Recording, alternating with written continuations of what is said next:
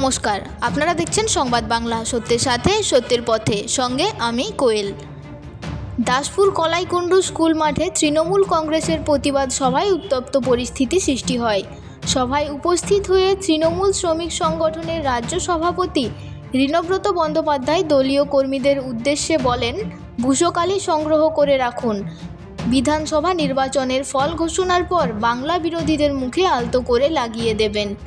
BJP জনসভায় দলের নেতা সুকান্ত মজুমদার কিছুদিন আগে দলীয় কর্মীদের উদ্দেশ্যে বলেছিলেন, বড় মাসের লাঠি তাতে পেরেক পুঁতে রাখুন। এবার রীনব্রত বন্দ্যোপাধ্যায় তার বক্তব্যে আরও উত্তেজনা ছড়ালেন। তিনি বলেন, বাংলায় আবারও চতুর্থবারের জন্য মমতা বন্দ্যোপাধ্যায় মুখ্যমন্ত্রী হবেন এবং তখন গোটা বাংলা জুড়ে দাসপুরের মানুষও সবুজ আবির খেলবেন। তার সঙ্গে আমরা দলীয় কার্যালয়ে জমিয়ে রাখা ভূষকালি বের করে বাঙালি বিরোধী নেতাদের গালে আলতো করে লাগিয়ে দেব। কেন্দ্রীয় সরকারের বিরুদ্ধে ক্ষোভ উগরে দিয়ে বলেন, বাংলা বিরোধী কিছু লোকেরা যা করছেন তাদের বিরুদ্ধে প্রতিক্রিয়া জানানো আমাদের অধিকার।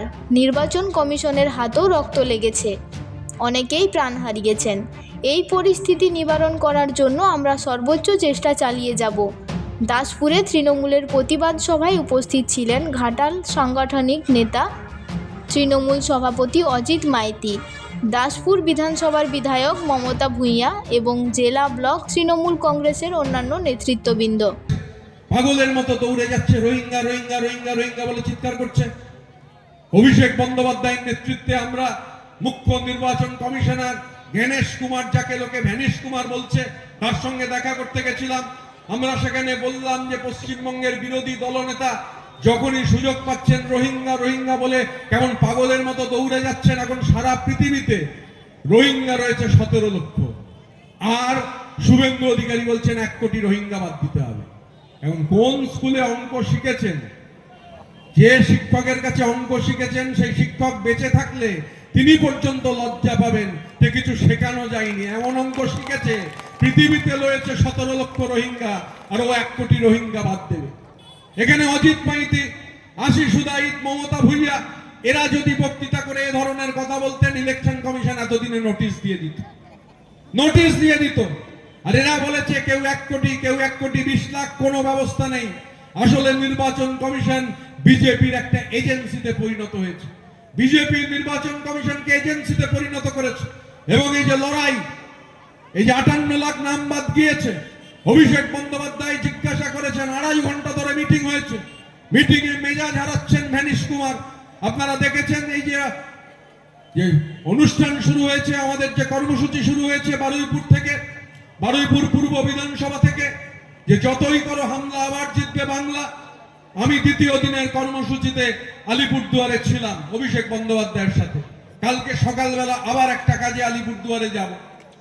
এই যে কর্মসূচি, প্রথম দিনের কর্মসূচিতে অভিষেক বন্দ্যোপাধ্যায় সেই 3 জন ভোটার যাদের হচ্ছে গণেশ কুমাররা মৃত দেখিয়ে দিয়েছে, সেই ভোটাররা তাদের উপস্থিত করেছেন অভিষেক বন্দ্যোপাধ্যায় গোটা বাংলা জুড়ে।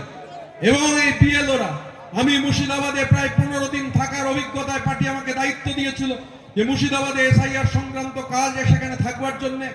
আমি সেখানে বিএলওদের সঙ্গে কথা বলে দেখেছি যে বিএলওরা দেখিয়েছেন দিনের বেলা কোনো কিছু ডিজিটাইজ করা যাচ্ছে না, রাত 12টার পর ডিজিটাইজ করতে হচ্ছে। এত মানুষ, 88-90 জন মানুষ আত্মহত্যার চেষ্টা করেছেন, 50 জন মারা গিয়েছেন।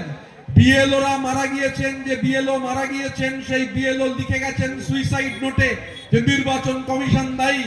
নির্বাচন কমিশনের হাতে রক্ত লেগে রয়েছে বাংলার মানুষের। জবাব চাইতে হবে যখন মমতা বন্দ্যোপাধ্যায় 4র্থবার মুখ্যমন্ত্রী করবার জন্য বাংলা ভোট দেবে। এই যে পরিস্থিতি ওরা তৈরি করেছে, যে আতঙ্কের পরিবেশ তৈরি করেছে, যে আতঙ্কের আদ্যর, এবং যে ঘটনা ঘটছে, 85-র ওপর বয়স হলে তাকে ভোট দিতে যেতে হয় না। আর দেওয়ালে পিঠ থেকে গেলে দেওয়াল জুড়ে লিখতে হয়। দেওয়ালে ওরা আমাদের পিঠ ঠেকানোর ব্যবস্থা করেছে। তাই যখন আমাদের প্রার্থীদের নাম লিখবেন, মনে রাখবেন নানান রকম রং আমরা ব্যবহার করব। আর কালো রং চুনের মধ্যে ভূষকালি গুলে কালো রং রেডি করতে হয়। ভূষো কালি কিছুটা করে জমিয়ে রেখে দেবেন। জমিয়ে সব দেওয়াল যখন লেখা হয়ে যাবে, প্রতিটা পার্টি অফিসে টেবিলের তলায় ভূষো কালি রাখবেন। যখন মমতা বন্দ্যোপাধ্যায় মুখ্যমন্ত্রী হওয়ার পর গোটা বাংলার সঙ্গে দাসপুরের মানুষ সবুজ আবির খেলবেন, তখন ওই ভূষো কালি কিছুটা বার করে আনবেন, বাংলা বিরোধীদের গালে আলতো করে লাগিয়ে দেবেন বাংলা বিরোধিতার চক্রান্তের জন্য। আর মেদিনীপুরের মাটি, আপনি আন্দামান সেলুলার জেলে চলে যান। শুনুন, ওই কে ঋতব্রত না মিতব্রত কে এসেছিল জানি না, তৃণমূল কংগ্রেসের কোনো একটা চারা। তো উনি আমাদের কেন্দ্রীয় শিক্ষা প্রতিমন্ত্রী তার পাল্টা উনি জবাব দিতে আসছেন। ওনার ভাবা উচিত পাল্লা কতখানি ভারী আছে। তাই আজকে তৃণমূল কংগ্রেসের জমায়েতে নিশ্চয়ই প্রমাণ হয়েছে, আপনাদের কাছে ফুটেজও আছে, আমাদের কাছেও আছে ফুটেজ, আপনারা লাইভ করেছেন। উনি বক্তব্য রাখতে উঠে মা বোনেরা সভামঞ্চ ত্যাগ করেছেন, খালি মাঠে উনি বক্তব্য রাখছেন। বক্তব্য রাখতে গিয়ে উনি বলেছেন দেয়াল লিখতে গেলে যে ভূষকালিটা লাগবে সেটা তুলে রাখতে নির্বাচনের পর বিজেপি নেতাদের গালে লাগাবেন। আমি বলছি ওই ভূষকালি উনি ভালো করে সংগ্রহ করে রাখুন, এ রাজ্যের সেকেন্ড ইন কমান্ড ভাইপো অভিষেক বন্দ্যোপাধ্যায়ের গালা লাগাবেন, আর এ রাজ্যে নিজেই হাতে হাতে গালে তিনি মাখবেন। কারণ মানুষ প্রস্তুত হয়েছে পশ্চিমবাংলার যে এক পরিবর্তন করবেন সরকার, ভারতীয় জনতা পার্টির তৈরি হবে। বিসর্জনের বাজনা বেজে গেছে, মমতা বন্দ্যোপাধ্যায় চলে গেছে। আজকে ঘরে বন্ধ করে দিয়ে পুরুষদেরকে ভোট দেওয়ার জন্য আহ্বান জানিয়েছিলেন। আমরা ধিক্কার জানাই। মেয়েরা বাড়ি যাতে ঠিক টাইমে চলে যেতে পারে সেটা আমাদের দেখতে হবে, ঠিক আছে? আমার কথাটা মাথায় রাখবেন।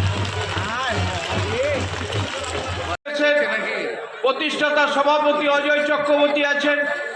আমাদের দুটি পঞ্চায়েত সমিতির দাসপুর এক পঞ্চায়েত জেলা সভাপতি, ওনার নির্দেশ মতোই আমরা এখন বরণ করছি আমাদের আইএনটিটিউসি সম্মানীয় সভাপতি, দুই পঞ্চায়েত সমিতির সভাপতি শিক্ষা দলই উপস্থিত আছেন।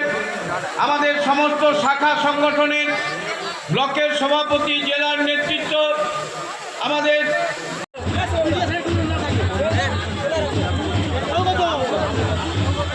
আমরা এখন বক্তব্য রাখার জন্য আহ্বান জানাই। বক্তব্য রেখে বলেছিলেন আজকে লক্ষ্মীর ভান্ডার মেয়েরা পেয়ে অর্থনৈতিকভাবে তারা সমৃদ্ধ হচ্ছে।